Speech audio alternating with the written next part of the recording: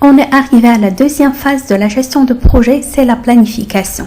Au niveau de cette partie, on va voir tous les clés nécessaires pour que vous faites une bonne planification de votre projet, sachant que cette planification, même si vous êtes dans une autre étape, ça peut que vous allez retourner au niveau de la planification. Je vous donne un exemple. Par exemple, vous avez eu une évolution, c'est-à-dire des changements au niveau du projet. Dans ce cas, il faut retourner au niveau de la phase de planification pour planifier ce changement. Bien sûr, on ne va pas retourner au lancement. On peut retourner juste au niveau de la planification pour planifier les ressources, les coûts et aussi le planning, ajuster le planning selon le changement. Déjà, c'est quoi la planification de projet? La planification de projet consiste à déterminer, ordonnancer les tâches de votre projet et estimer la charge de chacune de ces tâches. C'est la deuxième phase, comme on a dit, de processus d'un projet qui vient juste après la phase d'initialisation de projet. La phase de planification vise à définir comment le projet sera exécuté, surveillé et contrôlé, puis clôturé. C'est un exercice intéressant dans la mesure où il nous faut réfléchir sur chaque étape de notre projet et nous permettre de penser à toutes ces implications. On va voir tout ça en détail, comment on va penser à la planification des ressources, des coûts, la gestion du planning, comment on peut déjà effectuer la gestion de notre planning au niveau des prochaines sections. Lorsqu'on fait la planification du projet, on doit répondre à ces questions. Déjà, pourquoi? Quel est le principal problème ou l'opportunité à laquelle répond le projet? C'est le but du projet. Par exemple, on a rajouté une évolution, on doit savoir pourquoi, c'est quoi le but de cette évolution? Est-ce qu'il va corriger quelque chose qui ne va pas au niveau de l'existant? Est-ce que c'est une nouvelle évolution demandée par le client? Aussi, c'est un nouveau projet, pourquoi on le fait? Pour aussi la durée. Quelles sont les activités à effectuer dans le projet? Quels sont les principaux livrables?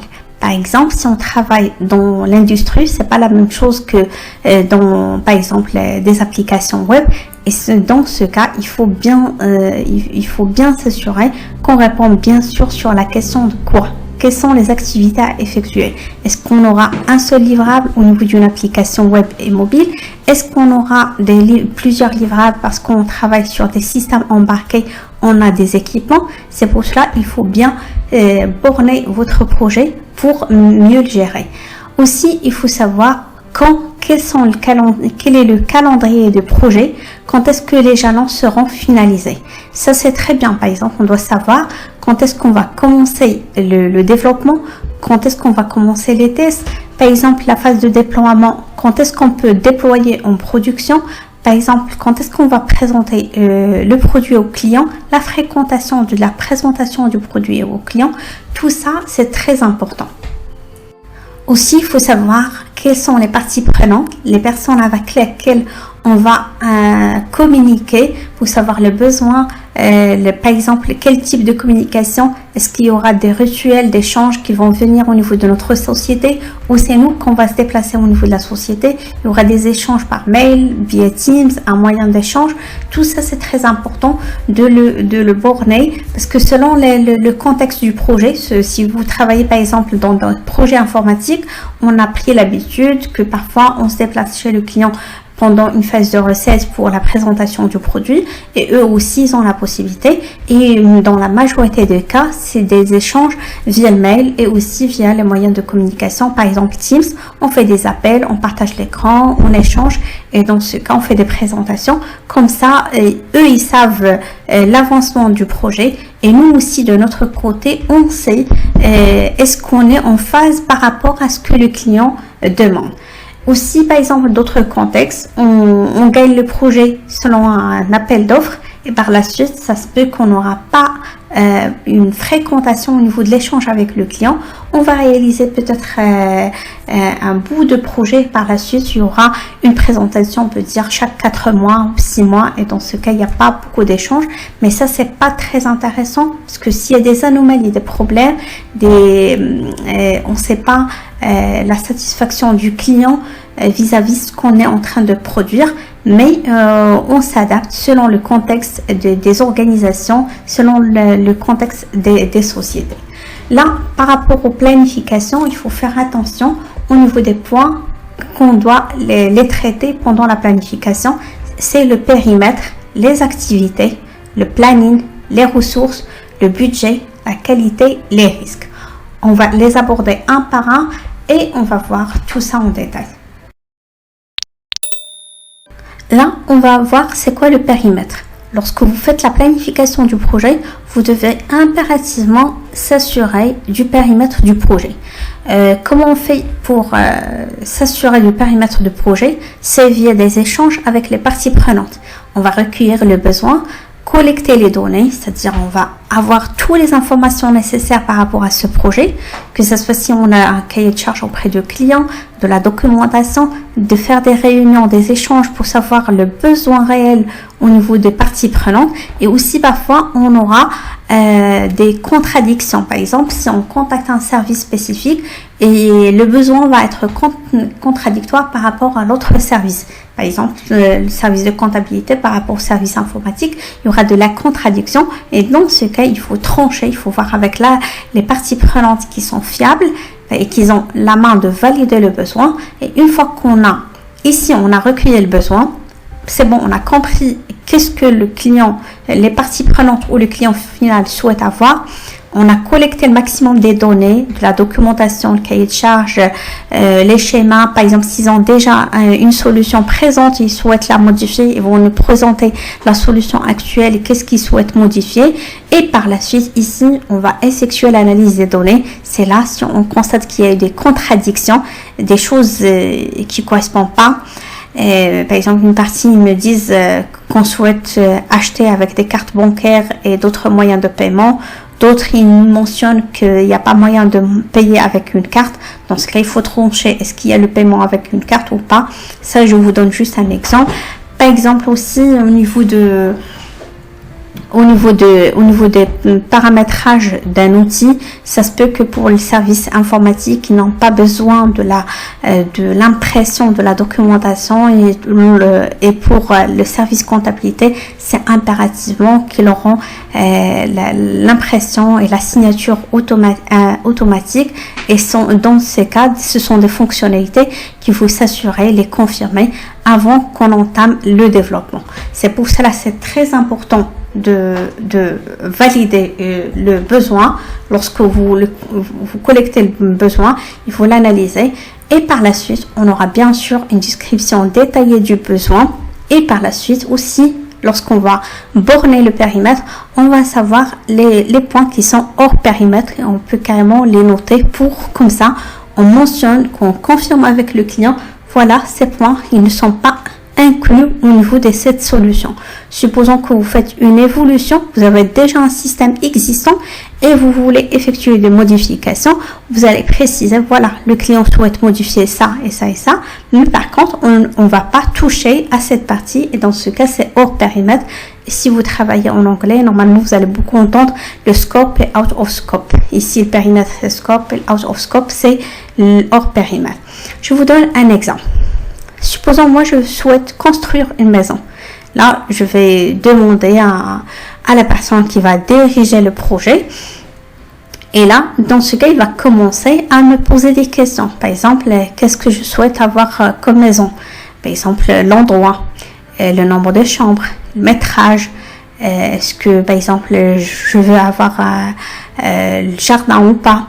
Tout ça, ce sont par rapport au recueil des besoins, collecter les données. Supposons, moi, je dis que je veux une chambre parentale avec un dressing et par la suite, mon conjoint dit non, on veut avoir une chambre à coucher séparée et par la suite, une chambre où il y aura le dressing à part. Et dans ce cas, par la suite, c'est le dirigeant de ce projet qui doit confirmer avec nous qu'est-ce qu'on souhaite. Est-ce qu'on souhaite une chambre qui inclut le dressing ou se sont séparés?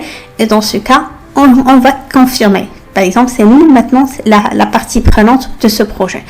Par la suite, il va voir avec nous la description détaillée, par exemple les couleurs des chambres, par exemple l'aménagement de la cuisine, tous les détails nécessaires pour construire la maison qu'on souhaite pour avoir une satisfaction client.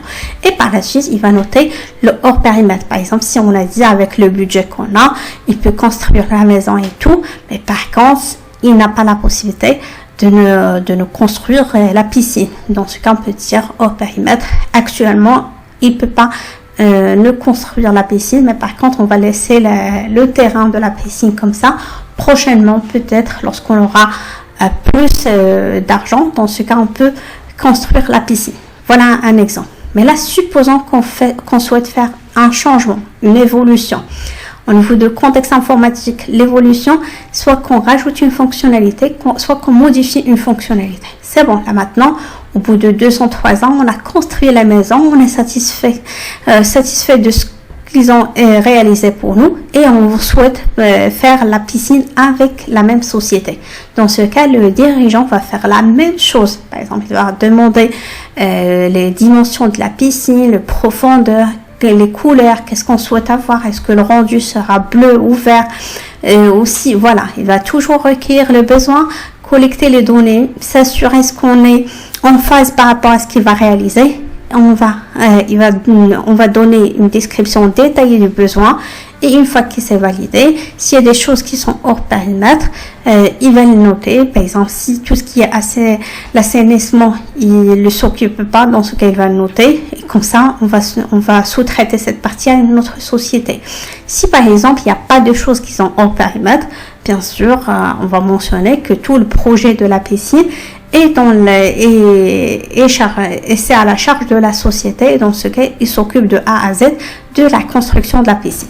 Je vous donne des exemples de la vie quotidienne, comme ça vous pouvez imaginer comment on fait pour planifier des projets et ça vous pouvez l'utiliser quel que soit le projet, d'accord, que ce soit informatique ou pas, parce que là actuellement on a tendance à utiliser beaucoup la gestion de projet au niveau des contextes informatiques, mais même si vous faites actuellement la gestion de projet pour les solutions informatiques, vous pouvez faire pour d'autres domaines.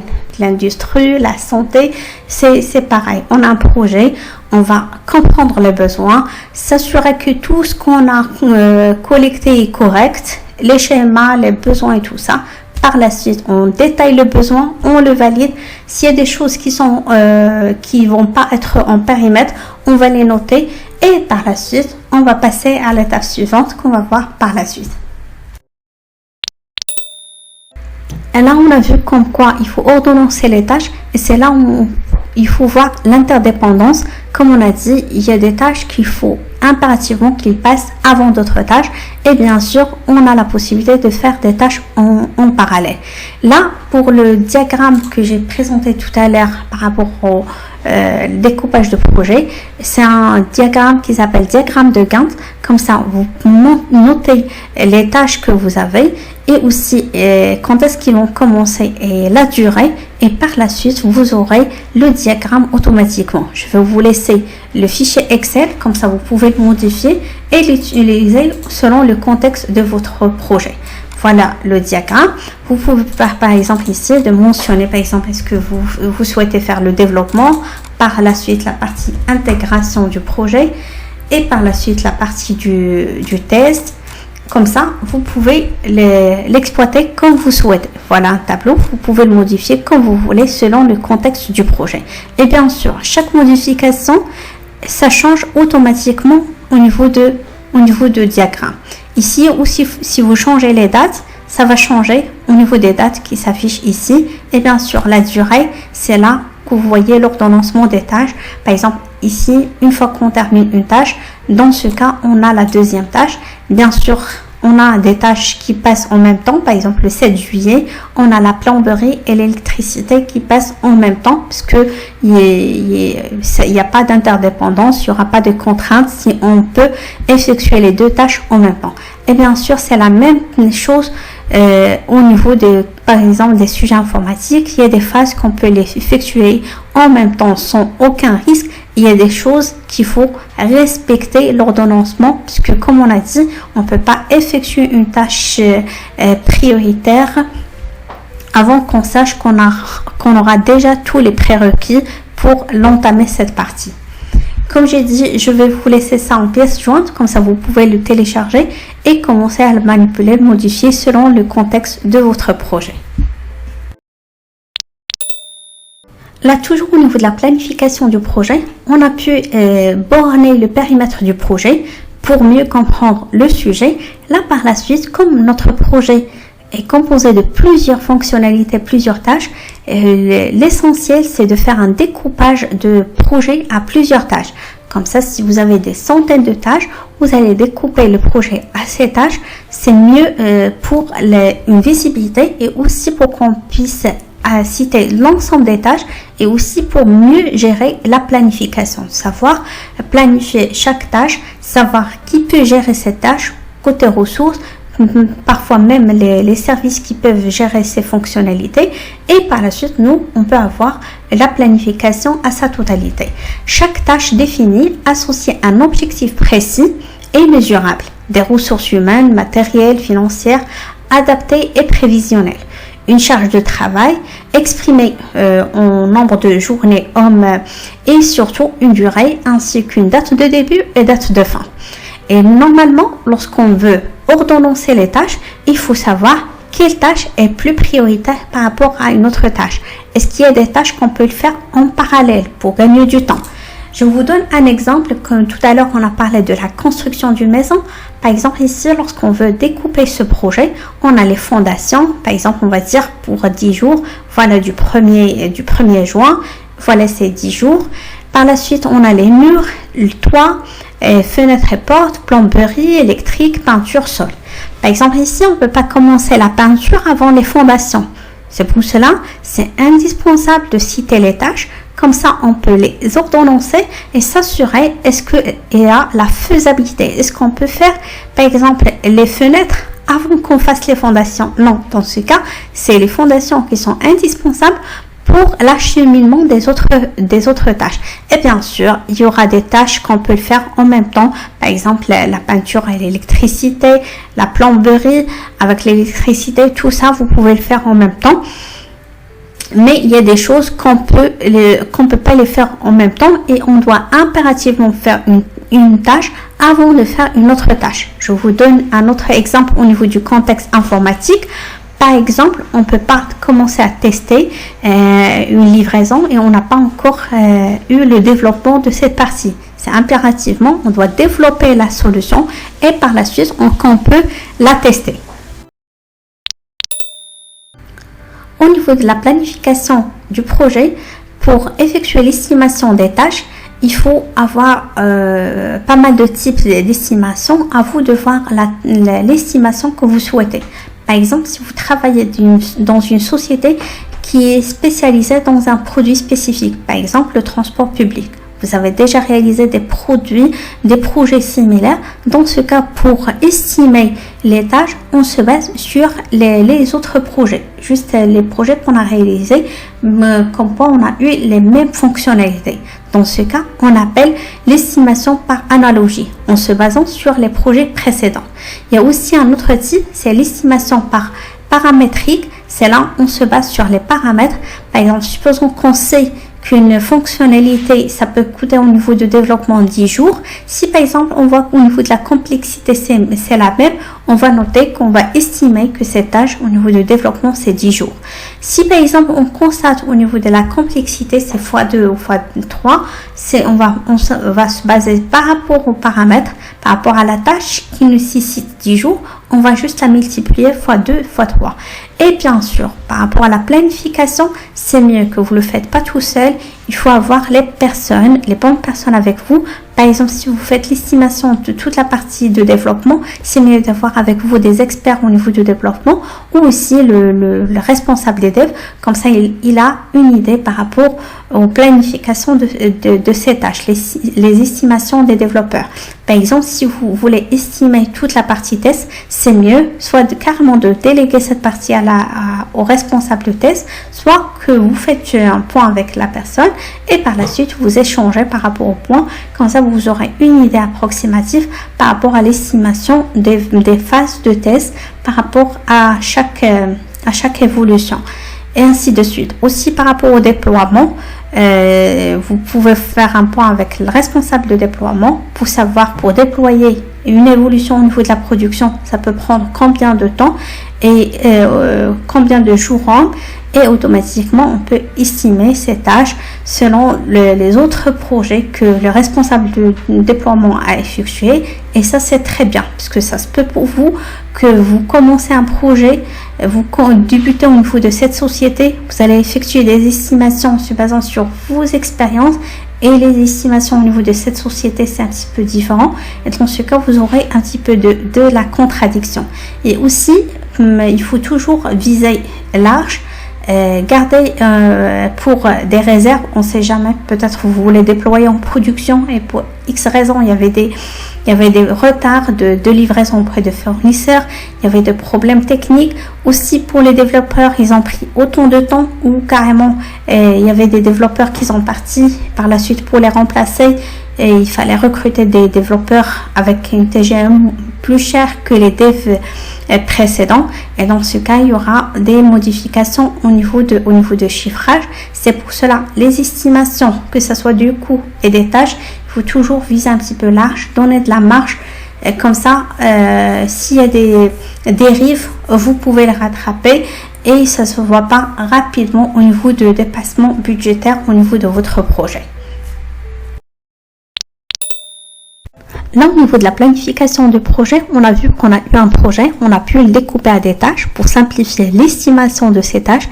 Et là, maintenant, on est dans la phase de déterminer les ressources du projet. Lorsqu'on parle des ressources du projet, on ne parle pas que des ressources humaines, mais plutôt tous les moyens pour le déroulement du projet, que ce soit la préparation des environnements, le matériel, si on a besoin des équipements, des ordinateurs, des licences, selon le type. Mais si par exemple on va prendre un projet informatique, parfois on a besoin des serveurs, des bases de données, un logiciel, tout ça il faut les réserver à l'avance. Et dans ce cas, normalement, il y aura un autre service dédié pour ça, mais on doit quand même mentionner de ce qu'on a besoin pour que l'autre service puisse le préparer pour nous. Aussi pour la gestion des ressources humaines, on a besoin des personnes, on doit savoir notre besoin. Est-ce que par exemple, si on a une solution informatique, avec quelle technologie on va la développer pour qu'on puisse savoir les compétences dont on a besoin. Est-ce que j'ai besoin des développeurs de COBOL? Est-ce que j'ai besoin des développeurs Java J2E? Tout ça, c'est nécessaire pour noter les compétences. Aussi, lorsqu'on parle de compétences, on parle d'un coût. Et c'est pour cela, c'est très important de savoir déterminer les ressources selon les compétences et aussi le coût de chaque ressource. Et aussi, il faut savoir les mentionner pour combien de temps on a besoin de ces ressources. Est-ce que déjà, moi en tant que chef de projet, j'ai ma propre équipe dont je peux les recruter et ils vont travailler que sur mon projet, ou au niveau de notre société, on a l'organisation par fonction, c'est-à-dire moi, je suis chef de projet, mais je dois communiquer avec un responsable des développeurs qui va me donner, par exemple, m'affecter 3 ou 4 développeurs pour mon projet. Dans ce cas, je dois avoir aussi pour le responsable de test, pour l'affectation de 2 ou 3 testeurs selon le contexte du projet. Dans ce cas, il va être difficile un petit peu de gérer directement les équipes, mais quand même, il y aura une coordination avec les responsables de ces équipes. Par exemple, si j'ai besoin de quelqu'un au niveau de déploiement, je vais passer par le responsable de déploiement et par la suite, selon les disponibilités des ressources, il va m'affecter la personne dont j'ai besoin. Parfois, c'est pas juste la disponibilité des ressources, aussi parfois selon la criticité du besoin, du projet. Si par exemple, mon projet, c'est très prioritaire au niveau de la société. Dans ce cas, même s'il y a des développeurs et des testeurs qui ont de l'expérience, qui travaillent sur d'autres sujets, ils vont basculer d'autres testeurs et d'autres développeurs sur les autres sujets. Ils vont me basculer les développeurs et les testeurs qui ont beaucoup d'expérience, puisqu'on mise beaucoup sur le projet actuel. Là, au niveau des sociétés, c'est selon le fonctionnement, mais la majorité des sociétés travaillent par fonction. C'est-à-dire, on a des développeurs où le responsable, c'est le responsable des développeurs. On a une équipe de tests où c'est le responsable, c'est le test manager. L'équipe de déploiement, pour déployer au niveau des serveurs ou au niveau de production, l'installation des équipements, tout ça, il y aura un responsable de déploiement. Moi, si j'ai besoin d'une ressource, je passe par le responsable. Par la suite, lui, il va voir selon les besoins, les disponibilités des ressources. Et dans ce cas, il va m'affecter les ressources. Et c'est pour cela, au niveau de la phase de planification, c'est très important de déterminer les ressources et aussi d'identifier les compétences dont on a besoin pour aussi la sollicitation des responsables. Ça va être à l'avance et comme ça, le jour où on doit entamer la réalisation, ça va pas être trop tard ou on va pas avoir des retards dès le début du projet parce que ça se peut que le responsable de dev il va me dire on n'a pas de ressources qui maîtrisent par exemple une technologie de COBOL ou une autre technologie et dans ce cas on doit les recruter, les monter en compétences, savoir le sujet et qu'ils commencent à lire de la documentation par rapport au sujet. C'est pour cela que c'est mieux de mentionner ça, de les préparer à la phase de planification du projet et non pas jusqu'aux phases de réalisation du projet. Jusqu'à présent, au niveau du projet, on a fait le découpage à des tâches, on a estimé les tâches, on a déterminé les ressources et maintenant on doit effectuer l'estimation des coûts de la tâche. Normalement, le défi de chaque chef de projet en planification de projet est de s'assurer que chacune des activités du projet a une estimation pertinente des ressources en termes de qualité et de quantité d'une part. Et aussi d'une autre part, de s'assurer de la disponibilité des fonds pour pouvoir engager les ressources de l'activité en temps et en heure. L'estimation du coût de la tâche, c'est un petit peu similaire comme l'estimation de la durée de tâche. On peut se baser soit sur des projets similaires qu'on a déjà effectués au niveau de la société ou ailleurs, ou supposons si on a des projets mais ils sont moins complexes ou plus complexes, on va vérifier selon, par exemple, soit qu'on va diviser les anciens projets sur 2 ou on va les multiplier fois 2 ou une fois 3 selon la complexité qu'on juge au niveau de projet actuel et par la suite on va effectuer une estimation de coût de tâche. Bien sûr, il faut toujours garder une provision de risques et des imprévus au niveau du projet parce qu'on ne sait jamais qu'est-ce qui peut arriver au niveau de projet. Ça peut avoir des retards au niveau des fournisseurs, le départ d'un développeur et par la suite qu'il soit remplacé par une autre ressource qui va être plus chère que le développeur qu'on a eu. Et tout ça, ça peut modifier, ça peut avoir des trous au niveau du budget et c'est pour cela qu'il faut avoir toujours une provision pour les risques et les imprévus. Au niveau de gestion de projet, on parle beaucoup de gestion des risques ou aussi parfois de gestion des crises lorsqu'on entame la partie de réalisation. Le risque zéro n'existe pas, que ce soit dans nos vies actuelles et aussi au niveau des projets qu'on réalise. C'est pour cela il faut impérativement vérifier comment on peut avoir une base solide afin d'éviter ou carrément supprimer s'il y avait des risques au niveau du projet. Déjà, c'est quoi un risque? Un risque est un danger potentiel qu'une opportunité peut affecter le projet. Ils peuvent être de diverses natures, financiers, organisationnels et techniques. Normalement, je vais par la suite vous expliquer la matrice de risque et vous montrer comment on identifie les risques au niveau du projet.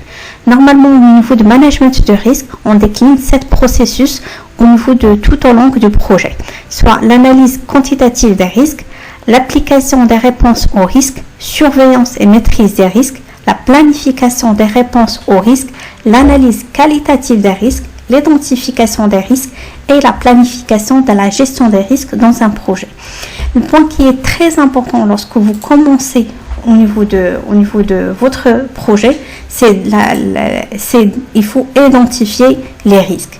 Pourquoi il faut les identifier? C'est tout simplement si on sait déjà qu'est-ce qu'on peut avoir comme risque au niveau de projet, soit qu'on va les accepter, on va dire c'est bon, voilà, on a ces risques, si on peut les avoir, on va les accepter au niveau du projet, soit qu'on va mentionner déjà des solutions pour contourner ou pour diminuer la gravité des risques. C'est pour cela que c'est très bien de les identifier dès le démarrage du projet, comme ça pour anticiper si on a des risques au niveau de la phase de réalisation, on serait prêt pour les résoudre ou carrément de les supprimer avant l'apparition au niveau de la phase de réalisation ou carrément si on a une solution informatique par exemple, qu'on n'aura pas des problèmes lorsqu'on va la déployer en production. Par la suite, je vais vous montrer c'est quoi la matrice de risque et comment on va identifier les risques. Comme ça, vous aurez une idée sur ça. Toujours au niveau de la gestion des risques, là, on va voir une matrice de risque et déjà comment on peut le réaliser. Normalement, pour la gestion des risques, il faut identifier le maximum de risques avant de vous lancer, vous permettre d'établir les parades dans des bonnes dispositions. Normalement, lorsque vous entamez la partie d'exécution, si vous avez des problèmes, parfois vous n'aurez pas forcément le temps ou les moyens de mettre en place les solutions les plus adaptées. C'est pour cela qu'il faut commencer par rechercher et lister les risques potentiels, évaluer leur impact, par exemple de nul à dramatique, quelles conséquences, quelle gravité, et par la suite évaluer la probabilité qu'ils se transforment en problème improbable à certains. Puis, dans un tableau appelé matrice de risque, placer ces risques en fonction de leur degré de probabilité et d'impact. Au niveau de ce tableau, normalement chaque zone a une signification. Par exemple, la partie en vert, on a le risque est négligeable. La partie jaune ou orange, on a le risque est gérable. On peut trouver des solutions pour le contourner. Mais ici, au niveau de la zone qui est en rouge, normalement, le risque est dangereux. Je vais vous citer quelques exemples de risques. Par exemple, on peut citer le départ d'un développeur. Supposons qu'on a une équipe, on sait que la personne qui va participer au niveau de développement d'une solution peut avoir sa retraite bientôt, par exemple d'ici 6 mois. Si on ne finalise pas le projet dans 6 mois, ça se peut qu'on aura des trous au niveau de l'équipe de dev. Dans ce cas, on peut dire c'est gérable parce qu'on sait à l'avance et normalement, on va recruter peut-être une ressource dès maintenant pour le monter en compétences, les préparer pour qui sera membre de notre équipe au niveau de ce projet. Aussi, parmi les risques, c'est le respect des réglementations. Supposons, nous, on travaille dans le secteur de la santé, on va délivrer un produit par rapport au secteur de santé, on doit respecter impérativement les réglementations. Dans ce cas, bien sûr, on va demander les ressources qui maîtrisent les réglementations dans ce secteur et on doit avoir la liste de toutes les réglementations à respecter. Comme ça, on peut dire, voilà, normalement, c'est pas négligeable, mais plutôt c'est gérable parce qu'on peut quand même préparer, savoir toutes les réglementations, informer toutes les ressources qui vont participer au niveau du projet à bien respecter ces réglementations. Aussi, parfois, on peut dire au niveau de projet, on a de la concurrence. Dans ce cas, on peut savoir comment se distinguer par rapport aux concurrents. Aussi, ce sont des risques qu'on peut les gérer. Par la suite, les risques des environnements, les retards de fournisseurs, tout ça, on cite les risques et par la suite, on essaye de trouver des alternatives. Bien sûr, on a des risques qu'on peut les citer, on n'a pas des solutions à proposer ou des choses pour contourner les risques si on va les avoir pendant la réalisation, mais on les accepte. On sait qu'on a un risque, par exemple, l'arrivée d'un concurrent, ça peut arriver au niveau de, par exemple, qui fait les mêmes produits au niveau de secteur de santé, ça peut arriver, mais si on aura, dans ce cas, on peut rien faire, on va quand même délivrer dans notre application de la bonne qualité, mais à part ça, on peut rien faire. En ce cas, c'est un risque qu'on doit l'accepter. Et on a plusieurs risques selon le contexte de votre secteur d'activité, selon l'application, que ce soit par exemple en ressources humaines. Par exemple, j'ai une personne qui part en congé de maternité bientôt. On peut dire, voilà, c'est pas négligeable. Si la personne maîtrise parfaitement le sujet, on peut dire, mais c'est gérable. On va voir le temps avant qu'il part en congé de maternité, qu'il montre en compétence les ressources qui sont juniors ou qui n'ont pas assez d'expérience comme elle. Par exemple, aussi, si ça se peut qu'on aura des risques au niveau du budget, on va voir comment on peut contourner ça. Déjà, on commence avec des ressources qui coûtent moins cher. Et aussi de voir avec les fournisseurs, si on a la possibilité d'avoir de faire des appels d'offres, d'avoir des offres qui correspondent à notre budget, mais avec les critères de qualité qu'on demande. Voilà comment on fait la gestion de risque. On note tout ce qu'on a besoin, les risques qu'on peut avoir et par la suite comment des solutions si on aura ce risque, comment on va trouver des solutions.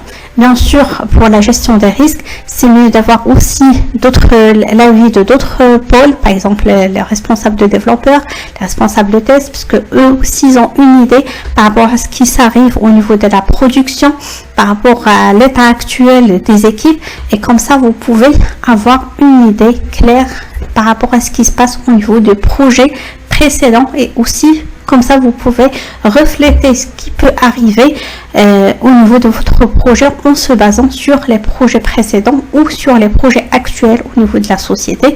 Supposons qu'il y a des problèmes actuels au niveau d'un projet qui peut être similaire à votre projet, vérifiez les points de blocage, et dans ce cas vous pouvez les citer et mentionner comment ils ont pu contourner ces problèmes